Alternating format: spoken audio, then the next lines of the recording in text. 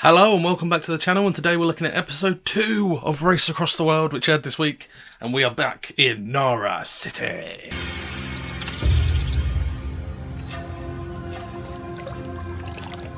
Oh, Bridget, you're gonna love this. Oh, look. Oh, look at it. Who's bowing? It's lovely to see the teams actually getting on, having some downtime, and not just be loggerheads and battling. It's nice to see them taking in the culture at these checkpoints, sharing the experience together. Oh, yes, yes. And sacred Sika deer have roamed freely here ever since. Oh! After 1,600 kilometres raced, a chance for the teams to unwind. So graceful. Everything's done with such precision. Yeah.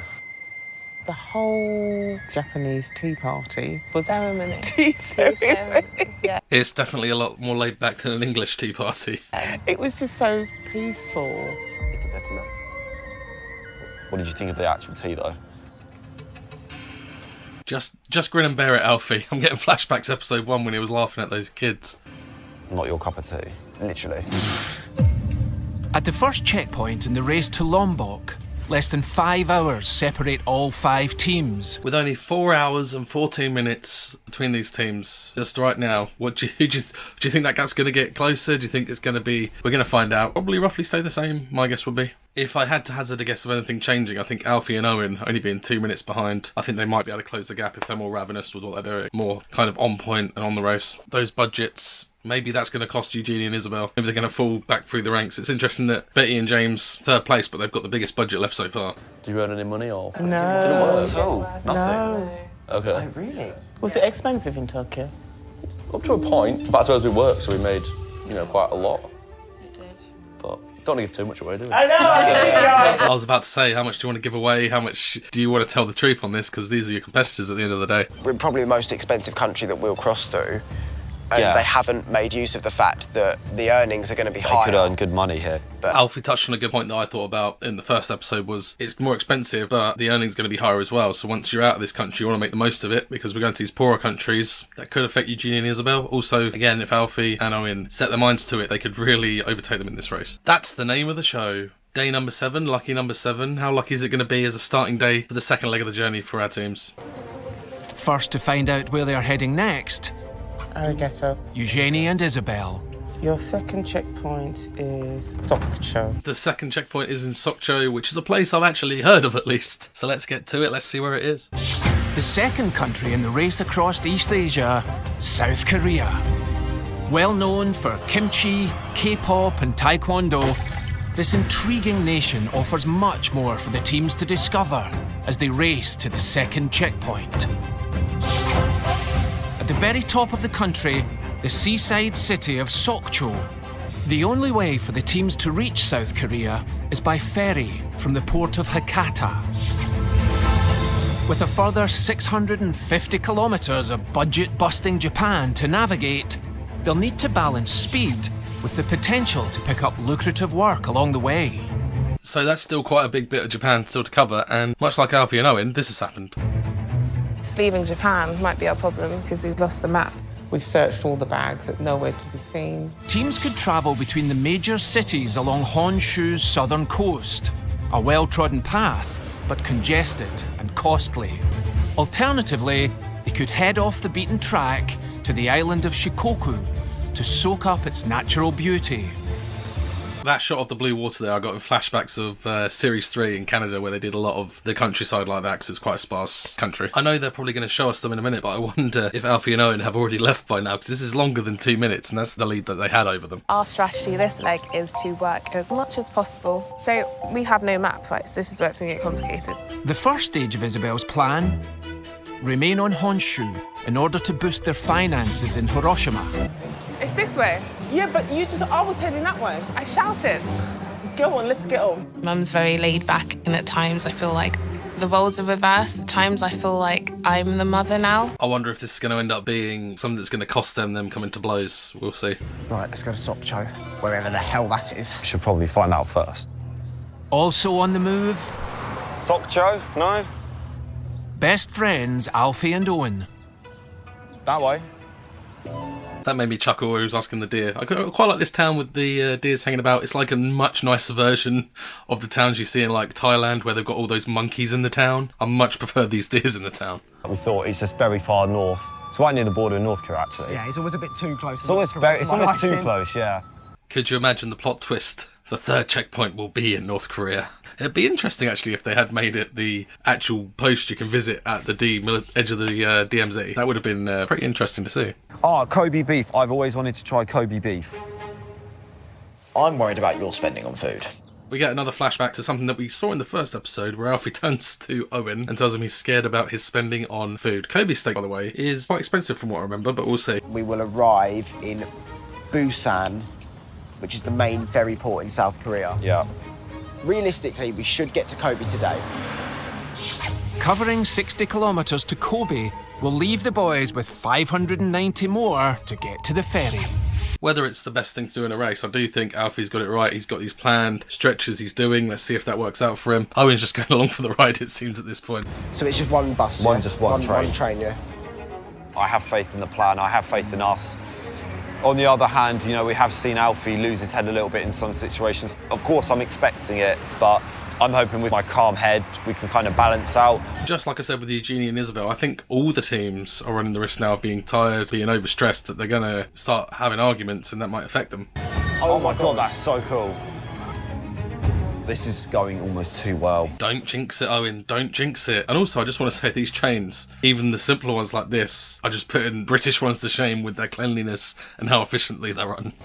I'm waiting for something to happen. Right into Sokcha. 2 more look to do the same. It'll be nice to see a bit more of Japan. I think that was the problem in the first leg with them. They wanted to see more of Japan than do the race. I think, yes, get some jobs done, but I think Steve and Viv, if I was going to be their coach right now, I would say, get the jobs done, get on. You're already behind. Don't make that gap any bigger. Husband and wife, Stephen and Viv, are also planning to stick to Honshu. We've decided to travel north. There might be a possibility of a job thatching. We have lots of thatched cottages around They Rutland. thatched the cricket pavilion just a couple of weeks ago. Remember that Stephen just said they thatched the cricket pavilion recently, not him and Viv. So they're going to travel north, do a job that is interesting to them, but it's going to be a lot of work for someone their age, I think, thatching. I could be wrong. I would not go for that. I feel like they might end up 5th at the end of this leg. Please, can we go to the queue? Oh, yes. The cringeworthy bit we saw little snippets of at the end of the first episode when it showed us the preview of next week's episode. This is the bit where Stephen tries to skip the queue for tickets by explaining that he's in a race. Bear in mind that they might not even speak English at this point. Please, can we go to the queue? Can we cut in? We're in a race. Can we? Stephen Doesn't intentionally offend, but you can be a little bit offensive. Sometimes if people are looking offence, they'll I find know, it I anyway. know, yes. Yeah. This is cringeworthy. Don't know if they'll let you in, Stephen. Be in a rush. We're in a rush. Come on. I actually assumed when it got to that shot, he decided he was going to queue, and this was after he'd queued, but it seems like he's just going to try and push in anyway, so this is so cringeworthy. We see Bridie and Sharon. We kind of saw Betty and James a minute ago. We didn't really see much apart from them going, we're going to Sokcho. That's all we got from them. But with Bridie and Sharon, I really hope they do well this round. They're behind. I hope they get their heads on straight for race mode, because this is a really heartwarming story from the mother and daughter team. Then change the train at Osaka. They're attempting to find a way along the southern coast of Honshu to the city of Okayama. You're getting on our train? Oh, yeah. So we'll follow you. Thank you. Yeah. I want to say it's our people skills, but people just come to us. Right, Mum, make sure it's the right train. He's saying come. Come on. Get on it. Are you sure, Bridie? Bridie, I don't think it is. This could mess us up. It said the next one.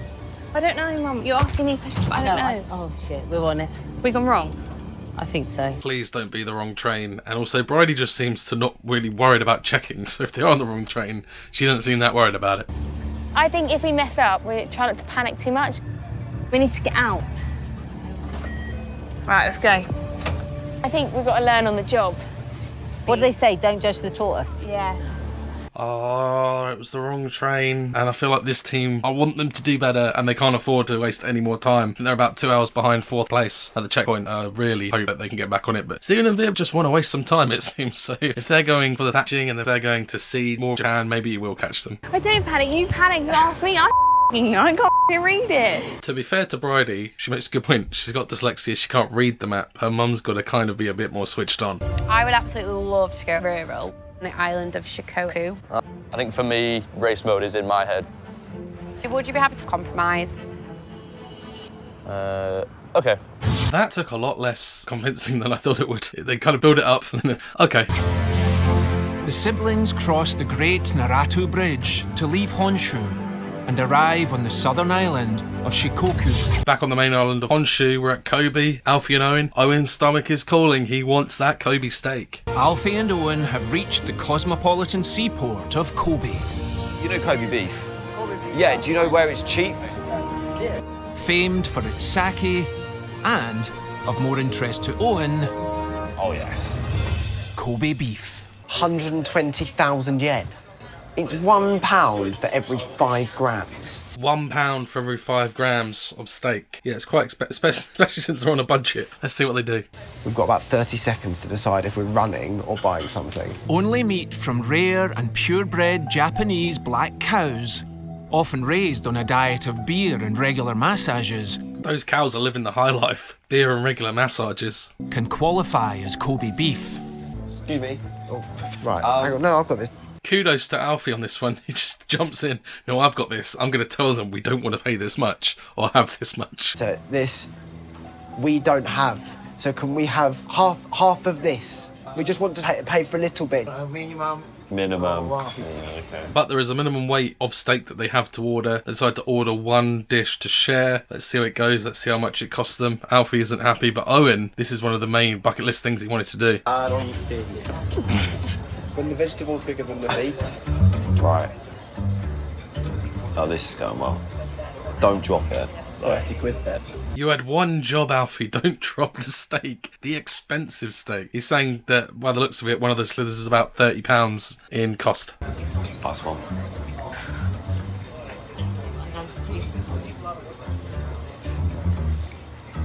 It's really damn good. Like, it's really nice. It is really, it's so tender. Probably the best beef I've ever had. That was 1,000 yen right there. Is it worth the money though? No, it's not. Alfie looking really gutted, admitting that it is really good steak, although he does admit it wasn't worth it. And now is the time to pay. We have the not bill. Thanks. Free? Really? Oh my god, what a lucky break. It's free. He's gifted them it. Alfie just jumps up and gives the guy a hug. He is so relieved, you can tell. I'd like to apologise for my misery and discontent that I may have displayed during this moment. It is a moment of regret. I was a little bit like, look, if this costs us later down the line, it's not value for money. Well, that was lucky. Victory. Happy now? He does like to moan quite a lot sometimes, but this was a new level today. 1 minute he was sulking like a 2-year-old, and the next he was hugging the man. Alfie is over the moon now that they've just managed to get this Kobe steak for free, and I'm sure, yeah, that's like a moment for Alfie. After that meal, Alfie and Owen check into a pod hotel, or capsule hotel they're calling it, and Alfie has a very unique way of climbing in. I'm sure you're meant to climb in face first and turn around in the bed. I just can't get in. It's a capsule hotel, it's pretty cool, it's part of Japanese culture, and it's cheap. Set tomorrow's alarm. Alfie, always in race mode. With Alfie and Owen put to bed, we catch up with Stephen and Viv in Kensai. 120 kilometres to the north. Wow. And before their job tomorrow, Stephen and Viv are enjoying some traditional Japanese hospitality. Oh, lovely. Oh, this is so impressive. Isn't it? Yeah. I love it. Yeah, I feel I like love a it. giant. What about is there a bathroom? This morning in Nara City train station, Come here.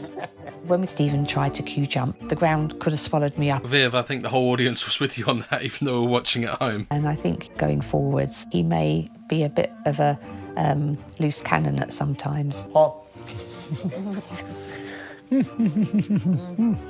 So I think I'll have to keep a little bit of an eye on him. Tomorrow we have to start at 7. whoa. Wow. It's very... I think we need to get to bed. Stephen and Viv got their accommodation and food for the night, and tomorrow we're going to see them thatching roofs. Catching back up with Eugenie and Isabel, they're at Hiroshima looking at the history of the country in the past, and we get a bit of backstory about what's happened to the city. It's quite nice to take some time and look at bits like this as well in the show. You can actually see in the distance the only thing that survived. It hits you. At 8:15, on the 6th of August 1945, a huge fireball exploded over this city. It's their only thing from the past that they have here. Yeah. Nothing here is from the past.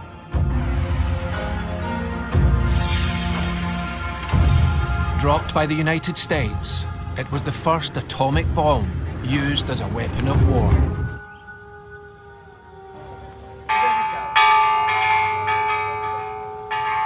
I really like the origami swan on that bell. I thought that was a really nice touch. This is one of the places that Isabel wanted to come to. So all the children that come here, I heard from a tour guide, they make paper cranes on their school trips.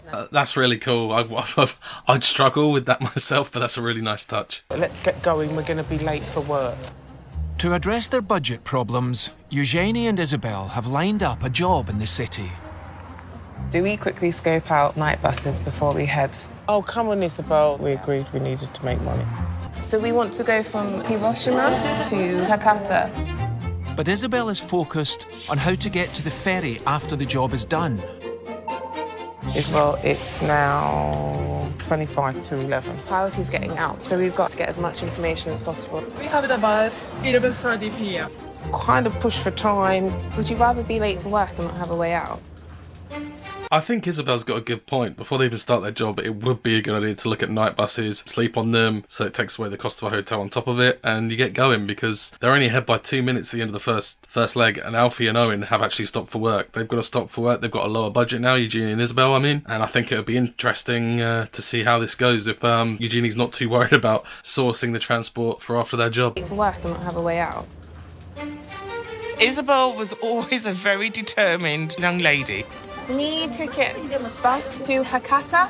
Luckily, Isabel has convinced her mum this is how we're doing things, and I'm so happy because they are staying on top of it. As much as I want to see Stephen and Viv actually get their race hats on, as much as I want to see Bridie and Sharon continue their mother-daughter story that they've got there and their struggles and they're overcoming them and get their race hat on, it's nice to see the leaders go, let's not be complacent here, so let's keep going.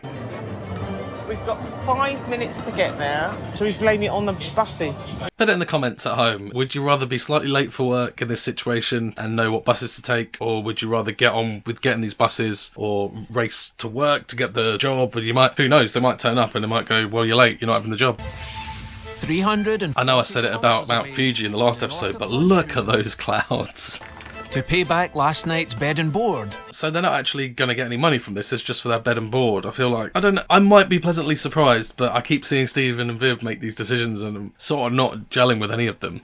Stephen and Viv have signed on as labourers. Stephen looks like a waterproof scientist with that kind of white, clear poncho on. Thatcher, who has dedicated his life to a 5,000-year-old craft. So we've come out of our way specifically for this job that we both thought would be fun. It's outdoors, it's with people, we're up in the mountains, great fun.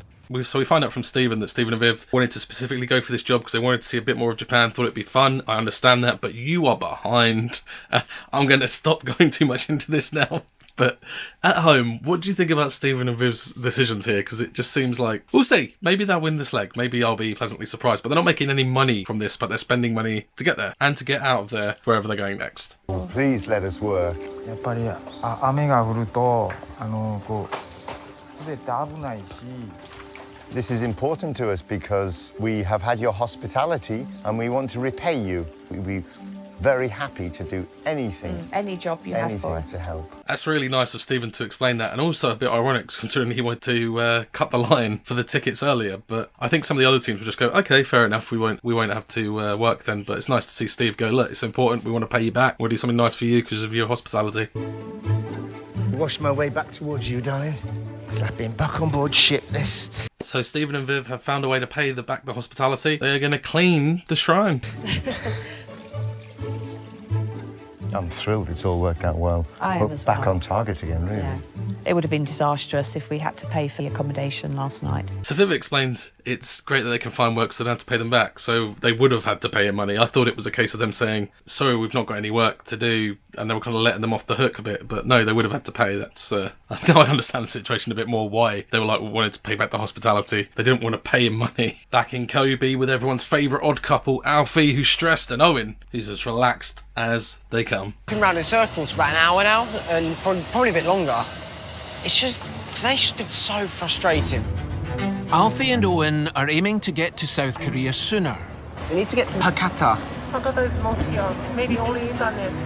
Only internet. With 580 kilometres between them and Hakata to get the ferry, Alfie and Owen have discovered that their only chance of getting a ticket to where they need to go from Kobe may be to pick up the internet. Problem is, they aren't allowed phones. They don't have a phone. What are they going to do here? This is probably the biggest moment of the race so far, is whether we can cross into South Korea. That was great timing, and I think the videography did that on purpose. They were talking about crossing into Korea as they both walked over a bit of fencing. Trying to get to Hakata. Hakata. Yeah. Bus, yeah, just anyway. I think it'd be fair to say we've never felt less in control on the race. It's not a nice feeling. We thought we'd just be able to get back on track, and I think for the first time it's kind of hit us that it's not like that. If you stop somewhere, you run the risk of not being able to progress. Looks like going to Kobe for that stake is going to cost them. They can't seem to find a way to get tickets to Hakata. Excuse me, do you speak English? Bro, you do someone else. Yes. What, at the same time? Yes. All right, chill out.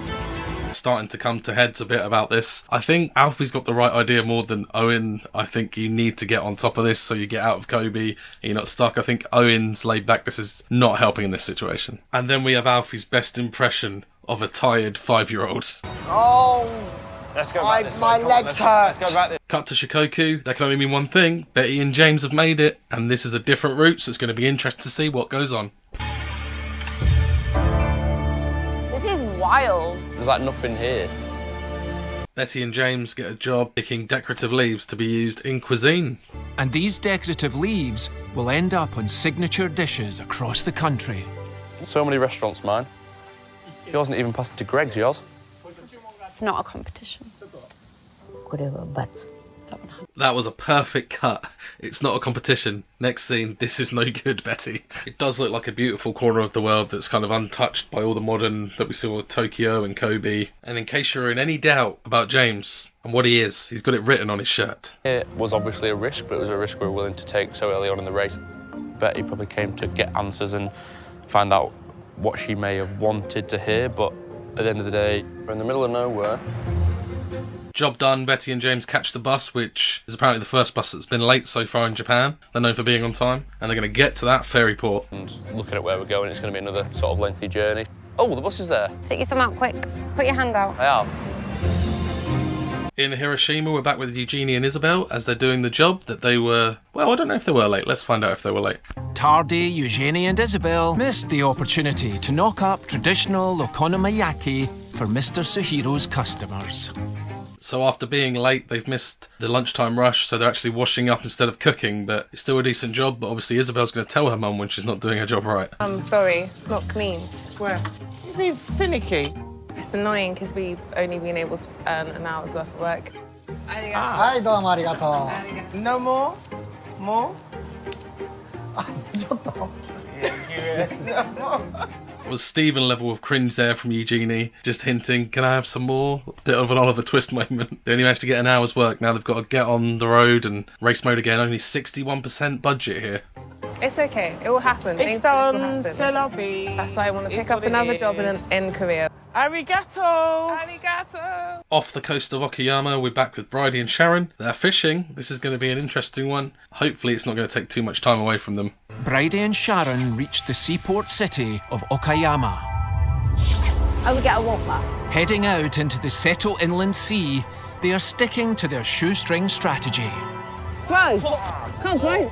Working as deckhands for Mr. Kunehiko. One thing I will say about Bridie and Sharon, no offence to Eugenie and Isabel, they might do it if given the chance as well. We've just seen them wash up, whereas Bridie and Sharon likes to get their hands dirty, likes to get stuck in. At the moment they're doing fishing. It'll be interesting to see what jobs they pick up later. I just feel like they really are practical, they're really getting stuck in, it's nice to see. I felt stuck in. Yeah. I couldn't do an office job Nor me. all day. I get bored. My reading ability and my writing ability is very young. My dyslexia stopped me from getting a job in an office or being a waitress because I can't write what people want on the menu. That's heartwarming to hear that she struggled with dyslexia, but she managed to become a teacher and she's helping special needs kids. It's nice, heartwarming to hear. After bonding with the fisherman and his family, he decides he's going to offer to drive Bridie and Sharon to the station. Oh, is this your family? Oh, family. Ah, There. you've got a lovely husband. I walk together. Oh, family, yeah. Oh, yes. There's me, Daddy. Oh. Yeah, sister. Yeah. Beautiful. Yeah. With their budget boosted, We have to go to here. Do you know how to get there? Okayama Station. Oh, you're going to drive us? Oh, my God, Okay. thank you. Okay. Yeah. Is it one today now? Today? Yeah. Thank you. Thank you. We can't get a train till tomorrow morning, so we won't get to the ferry tonight. But I'm not gutted because we had a really good day today and we Yeah. met these amazing people. Happy with their experiences. Bridie and Sharon aren't down about it, but they can't catch a ferry until tomorrow morning. Betty and James are trying to get back to the island of Honshu, to Okayama. It seems like, I thought they were just going to go straight through that island, and it seems like they've just gone to a bit of it and going back up. So, I don't know if to me, that seems like that probably cost them more time than just going straight to Kobe or Okayama. The express train today? If we want to go direct to Okayama, Yeah. tomorrow. Tomorrow, okay. Unfortunately, Betty and James missed their train, which is a horrible feeling, but don't worry, we're going to cut back to Stephen in a crowded place in race mode, which can be cringe to watch, it can be fun to watch. Let's have a look. even further afield, Excuse me. Thank you. Queue jumping again.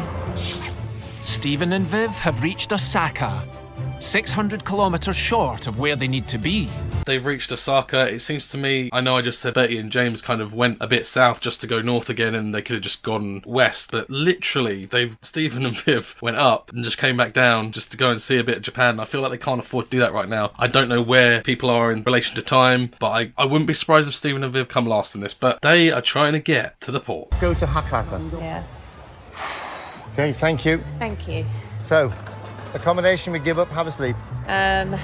No, there's a bus along there. We can buy tickets in this little booth. Great plan, Viv. I'm totally on board with this. Take the night buses, the night trains. You save on hotel because you can sleep on them. You're not staying somewhere overnight. You're moving forwards. That's what you've got to do. Maybe they can turn this thing around yet. So at the same time, the same night that Stephen and Viv are going to Hiroshima, Eugenie and Isabel are just leaving on a bus to get to the port of Hakata. As husband and wife head to Hiroshima, Ooh, shiny. This looks nice. Eugenie and Isabel are departing the city on the bus they secured earlier, travelling directly to the ferry port. Here we go. Let's prepare for a night. You keeping your shoes on? Especially sitting on the inside next to the aisle, I wouldn't trust someone not to just smack me with a bag in the face while I have my hoodie over me. Otherwise, it's a great way to get some sleep in a probably rather uncomfortable situation. Speak any English? No English. Bus to Hakata? This could be a complete turnaround for Alfie and Owen. They're still in Kobe as it reaches nightfall. They're not getting anywhere. They seem just set on getting to Hakata, and if they could have got a few more shorter buses and trains, but they're still trying. They're still trying to book something, but without the internet, it looks like they can't book what they want to book. We don't have our phones on us. Is there any way you can book the tickets and we pay you back? We're in a dire situation. I'm kind of hoping he's on the phone to someone who's booking a ticket. Your reservation has been made. Just like with the Kobe steak, where he wasn't happy and then they weren't charged for it and he was happy. You see Alfie's elation as someone books it for them via the internet. I'm just hoping they're allowed to get on it and it's not the kind of thing they've booked in the name of the person who's bought it. That probably won't be a problem, but I can see that coming up now. But as it stands, they're on their way to Hakata, back in the race. But I don't know how much time this has cost them staying in Kobe most of the day. Emotions from the race for the minute, but I feel absolutely mentally exhausted from today. The ups and downs of the race. We really need to up our game and speed up. Hopefully we'll be in South Korea tomorrow. Still with Alfie and Owen, they've reached Hakata on day 9. Boat, ferry, a ship, whatever you want to call it, they're going to South Korea.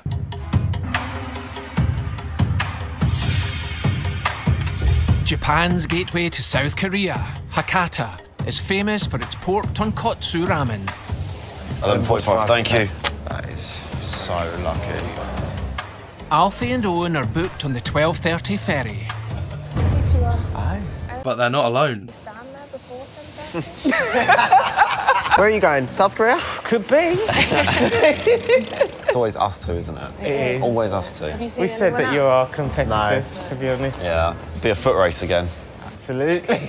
Eugenie and Isabel were also there. This is interesting, given the different routes they had. It's interesting because at this point, if Alfie and Owen had managed to do this much earlier, they'd be ahead right now. But could be worse. They're level pegging with the leaders now. Reach the South Korean port of Busan, there are just 2 ferries a day.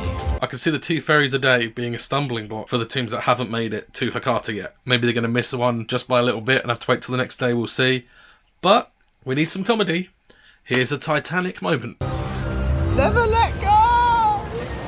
Okay, that's enough. Get off me.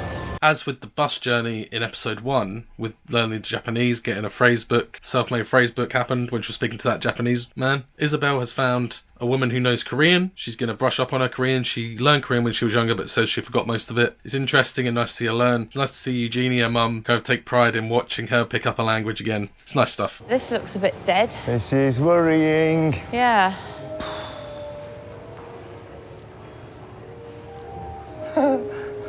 I've never seen a terminal so dead. Stephen and Viv have entered what seems like a ghost town. No one's about. Nothing's open to buy tickets. We're trying to get a ferry to Busan as soon as possible. Today? Yes. Today already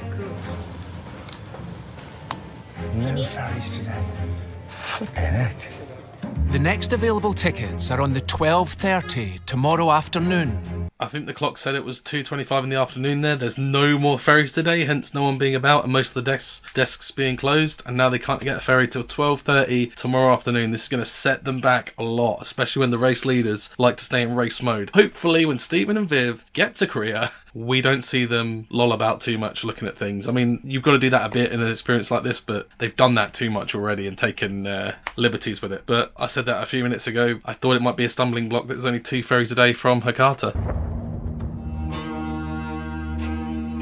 Flicking from Japanese soil to South Korea, we're in Busan. Alfie and Owen, along with Isabel and Eugenie, have made it to South Korea. Let's see what they can see. It was beautiful. I can't believe it. I actually can't believe how amazing it is. Sorry. Oh no! To get there, the teams could make use of good transport links to the capital, Seoul, before turning east to Sokcho. Or, like Alfie and Owen have decided to do, head directly north, hugging the stunning coastline all the way. It'll be interesting if Eugenie and Isabel choose to go to Seoul first and then head east. Those links are better than taking a direct route up the east coast, which Alfie and Owen are thinking of doing. So it'll be interesting to see what the time differences may be. Samchok. Oh, right. Sold out.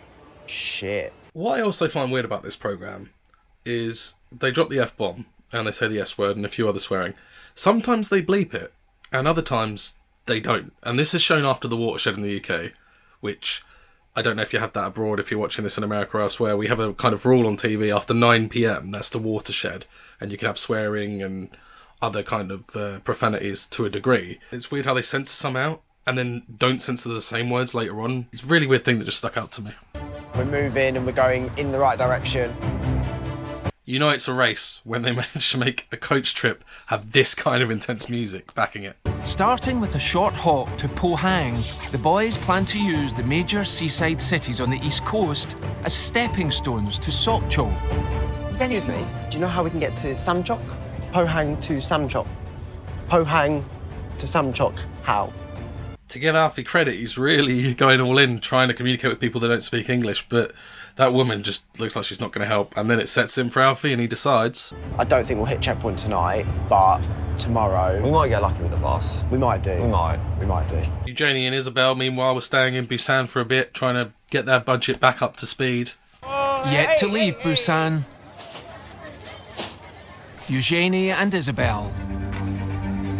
Must be worth the money. Their first attempt to heal their ailing budget came up short.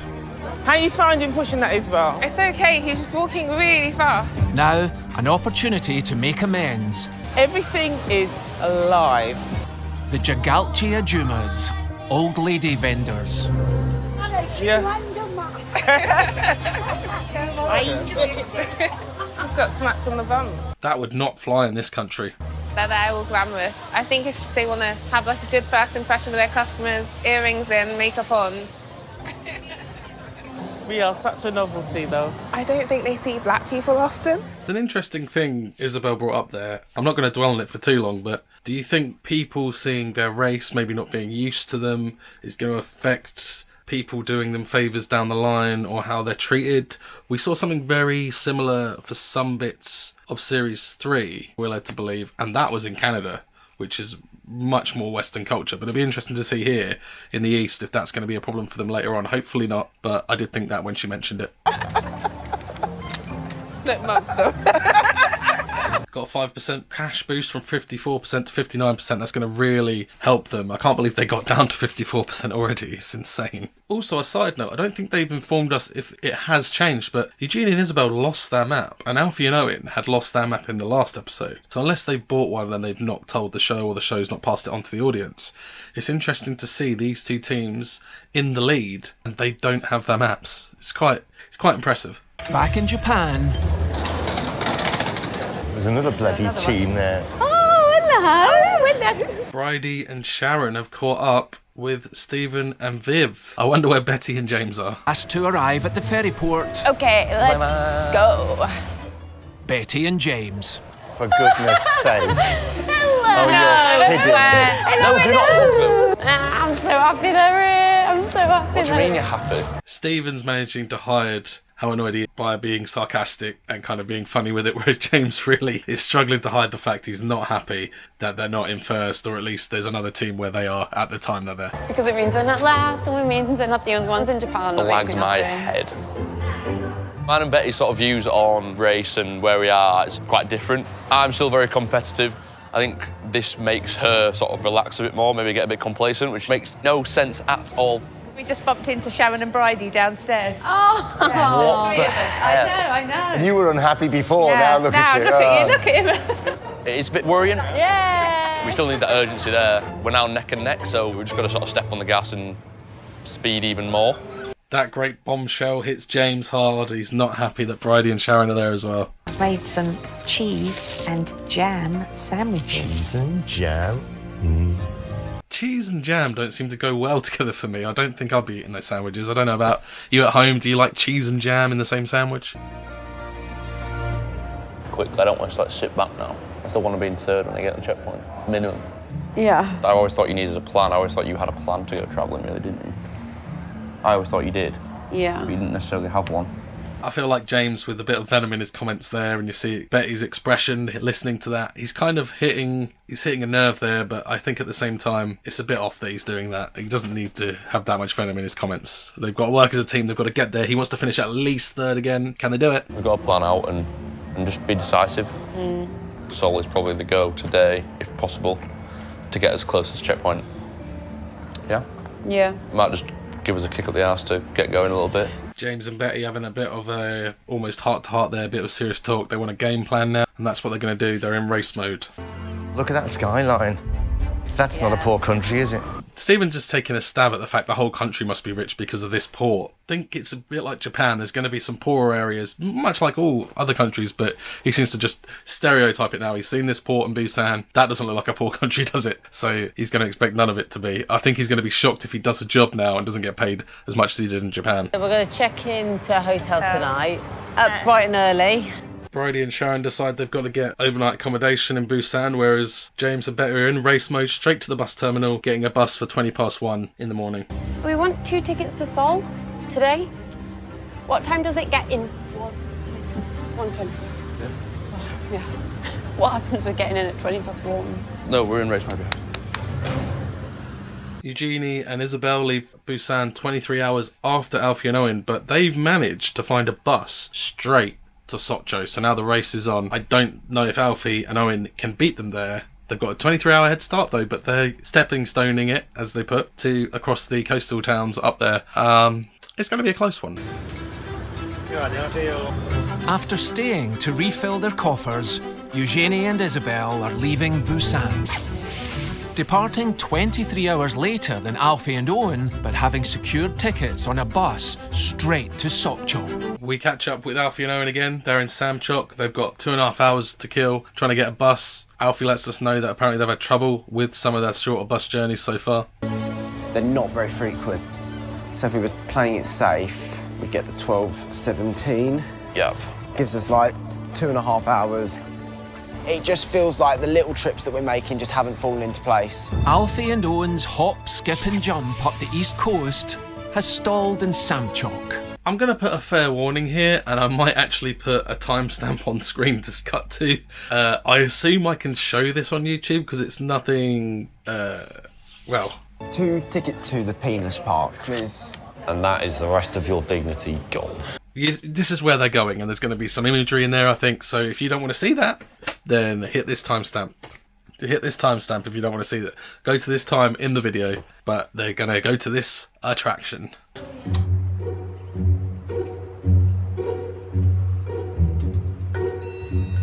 Why is this such a popular attraction? This penis clearly brings people from far and wide. In local legend, a fisherman cursed for failing to save a drowning woman could only land a catch once more after he urinated into the sea. May Alfie and Owen come first on leg 2. May this massive dick, whichever one you think that is. Oh, sick burn from Owen. We should be moving on to checkpoint, but one thing has led to another and it's just not the case, so I think we're significantly behind. When I wrote in my year 6 poetry, the waves come crashing into the shore, this is exactly what I meant. We get another heartfelt and sentimental moment, this time with Alfie telling us a bit about his upbringing and how he's kind of coped with life and how he's had challenges, and it's quite touching. I live with my grandmother in a household with just her. I have done since birth. In terms of money, it was a little bit of a stretch. I started working extremely young. I worked night shifts at a supermarket, and then I went for a full day of teaching at a primary school, and then I'd often go and do some football work in the evening as well. I can be very hard on myself. Very, very hard on myself. I don't see the point in taking part of something if you're not willing to try and be the best at it.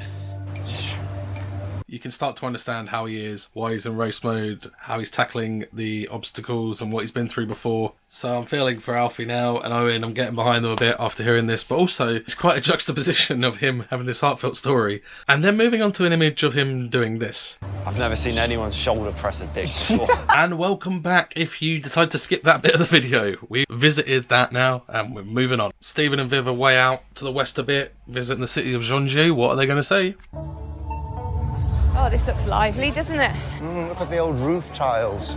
Nestled amidst its high-rises, the timber frames and curved, tilted roofs of the Jeonju Hanok village. Here, they've picked up a shift at Miss Myeongja's to learn the secrets of a popular Korean dish. And then we hear the story of how Stephen and Viv met in sort of office romance at a school. I was working in a school. This new teacher arrived and came into my office. Actually, in the photocopying room. He became a more frequent visitor. Oh, I definitely went in more than I ought to have done, yes. I was, yes, just worksheets for everybody. Do you think we've bonded more on this trip? I think it's brought us closer together. We're spending, you know, every moment together. Stephen's my third husband. I first got married when I was, I think, 20. My second husband, that lasted for 24 years. And then I met Stephen. He looked like a cross between Keith Chegwin and Bill Clinton. Could this finally be the moment where they realise they need to get their race heads on? Let's see. I think the first 2 days we were on holiday mode. Oh, isn't this nice? Look at the scenery, you know. We're going to have a really good think about what we can do different. Busan again. Bridie and Sharon are in last place. They're the only team that haven't left the city of Busan yet. I'm not aware that they're in last place. I think they still wanted to see parts of Korea, so they're aiming to get to Daejeon, but they're struggling to find someone who they can communicate with. Oh, she said, ask someone else. Ask someone else. Back in Busan, Bridie and Sharon are the only team yet to leave the city. You can get a hello out of anybody normally, but not the South Koreans. They're not that friendly here. You can't put that on the BBC. You can't say that about a nation. That's what's making me and Mum run behind. Yeah. And that's what's getting me so frustrated. The way she paused on that then, I'm pretty sure she was going to say the F word. It's getting me so frustrated.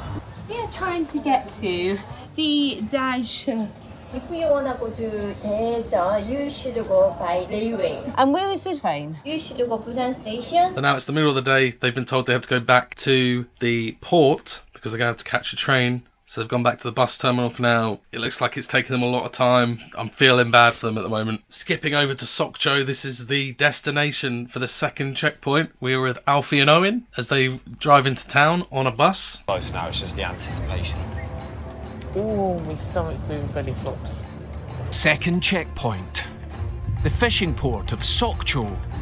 That was a cat on a leash.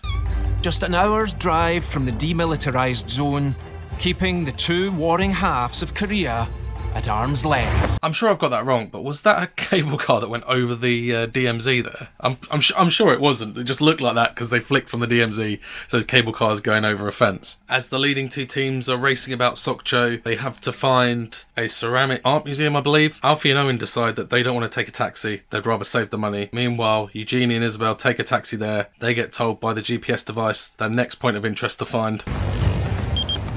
Find the Cheonggyeong and await further instructions. Alfie and Owen realise they've gone the wrong way and there's a lot they have to do to make up for it. Maybe it would have been easier to pay for a taxi to go straight to the destination. Is this right? Oh, hang on. We need to get to the other side. We need to recross the bridge and then walk under because we can't... Unless we just keep walking this way and then find somewhere else to cross. There isn't. It's a river. So I don't know where you're going. Yeah, we need to get to the other side. We then cut west to Seoul, the capital. Betty and James have made it there, hoping to get a connection to Sokcho after. They're soaking in the nightlife whilst they're seeing the food, and the food does look good. James and his partying ways, being 22 years old, he sees a beer festival and it's simply meant to be. Beer festival! Oh, it's meant to be. What?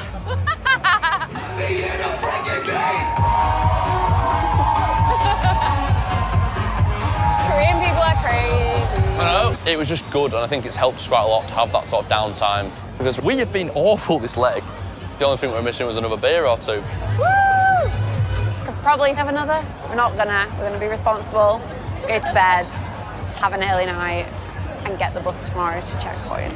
That's good to hear, because I could see James, if he had a few more beers, the budget going, them not getting up in the morning for the bus. So luckily, they actually managed to be strict and stick to the plan. So that's admirable. Alfie and Owen are searching for the second checkpoint as nightfall falls over Sokcho. They find the hotel, they're racing towards it. Alfie and Owen reach the second checkpoint. They open the book to register that they've arrived and write their time down. And they are second. Eugenie and Isabel have beaten them again. How have they done that again?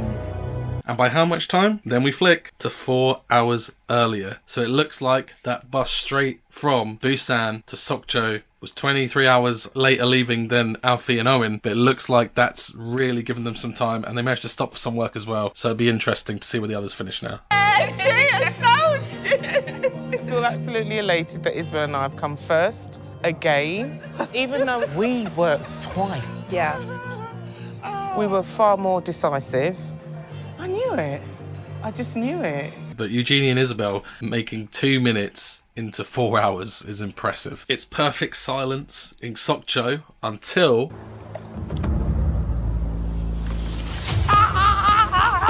It's this!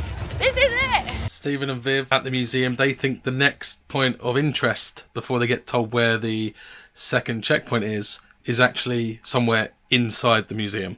Art of porcelain. Hotel there, hotel there. There's so many hotels. Shitloads of hotels. Flipping heck. Find the Cheonggyeong. So running around this ceramic art museum, looking, hoping for the GPS to go off. The Cheonggyeong is outside. Outside? We have to run. Betty and James now running for the checkpoint. Stephen and Viv have found the Cheonggyeong and now they're running for the checkpoint. Who's going to get third place? Or is one of the teams going to get there and maybe Bridie and Sharon have somehow spun it round and got third place? Reception. Yep. Yes! Nice. Yes, yes. Betty and James have got the least that James wanted, which was to still be in third place, although they are quite a bit behind considering how far behind they were before at the end of the first checkpoint. I think the experience that I particularly wanted to do right at the start, it probably did put us in third place. Proved myself right once again, proved you wrong. Fourth again. I'm disappointed with the result, obviously. Happy we made it, glad we're not last. But deep down, you always want to do better. And actually, it's a full day and a bit. I feel for Stephen here, and I agree with what he's saying, but the delivery just felt like he was a politician there that was delivering it. But I think he's done a lot of jobs where he's talked to people and big groups of people, he's been a teacher, etc. So, but just one thing there, he was talking like a politician, I thought. Disappointed with the result, obviously. Happy we made it, glad we're not last. But deep down, you always want to do better. And actually, it's a full day and a bit between us and the leaders now. 4 teams at Sokchi, then we flick to Bridie and Sharon in the middle of nowhere, and then doosh, doosh, doosh, 370 kilometers away, and my heart sinks knowing that they're that far away. But we see them, and they're helping the family pick and harvest chestnuts, and it's so disheartening knowing that they're this far behind and that they think they're still in the race, and it's such a heartfelt story for them, and I feel so bad. But they've probably got a good budget. We could still be fifth, but I don't think there's a lot in it. I feel like we've done really well this leg. This was a learning leg. But they've just not... I've never felt like they've been in race mode, a bit like Stephen and Viv, really. The other three teams have, to a degree, always been in race mode. It feels like this could be detrimental to them, and I feel really sad for them when I saw that they were this far behind when the other four teams have got to the checkpoint. I'm just excited to see more, to experience more. Another thing I noticed, it looks like there's some, not necessarily British, but some other more Western, maybe travellers, backpackers, they're also working on the farm, which was quite interesting, that open shot there. We see the preview for next week, so that means that they've not even reached the checkpoint by the end of this episode. How far behind are they going to be? Oh my god, look out there. Vietnam is nuts. The team in 5th place will be eliminated from the race. What the hell is going on? Oh my god. A good position can very quickly become a bad position with just one bad day. I have no idea if we're going the right way. Not a clue.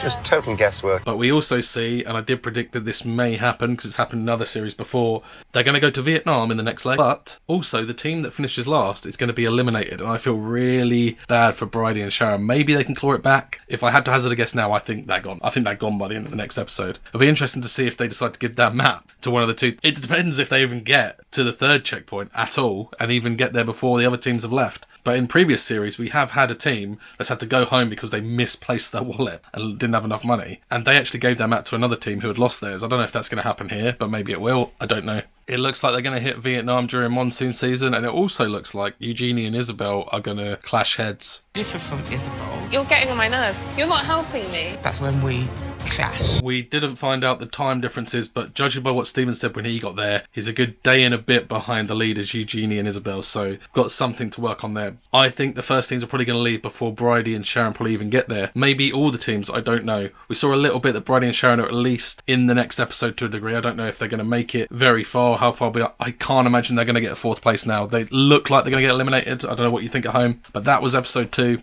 I'm enjoying it. It's heating up a bit. It looks like it's a 2-horse race at the moment, but maybe Betty and James can bring it back. It all depends. One bad day, like Alfie said in the preview for the next week's episode, could change everything. But thank you for watching. If you liked it, like the video. If you like what I'm doing, comment, let me know. Let me know what other shows you want me to check out. And subscribe if you want as well, and ring that bell, ding-a-ling-a-ling. And as always, take it easy. Also, my wife bought me a furry echidna because I'm the easygoing echidna. Bye.